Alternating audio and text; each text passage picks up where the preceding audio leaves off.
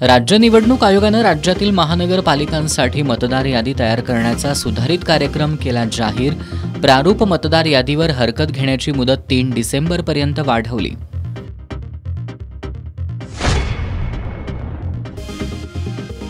हेलिकॉप्टरमधून 7-12 उतारे फेकायचे तेवढे राहिलेत। नगरपालिका निवडणूक प्रचारात महायुतीच्या नेत्यांकडून दिल्या जाणाऱ्या आश्वासनांसंदर्भात काँग्रेसचे विधान परिषदेतील गटनेते आमदार सतेज पाटील यांचा टोला। हुपरी नगरपालिका निवडणुकीतील चिन्ह वाटपावर मनसेचा आक्षेप।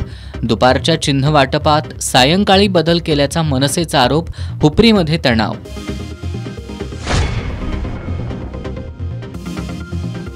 केंद्र सरकारच्या नव्या 4 श्रमसंहितांविरोधात जिल्ह्यातील कामगार एकवटले। मालक धार्जिण्या 4 श्रमसंहिता रद्द करून जुने 29 कामगार कायदेच लागू करण्याची मागणी।